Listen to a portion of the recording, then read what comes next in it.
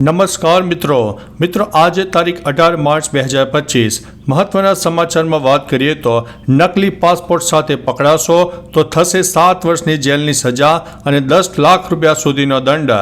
સંસદમાં immigration bill pass કરવામાં આવ્યું છે। કેન્દ્રને વિદેશીઓના આવાગમન અંગે વધુ અધિકારો મળશે। મિત્રો, સંસદમાં નવા ઇમિગ્રેશન બિલને મંજૂરી મળી ગઈ છે, જેના પગલે હવે ભારતમાં પ્રવેશ કરવા, રહેવા અથવા તો બહાર જવા માટે નકલી પાસપોર્ટ અથવા તો વિઝાનો ઉપયોગ કરનારા પર આકરી કાર્યવાહી કરવામાં આવશે।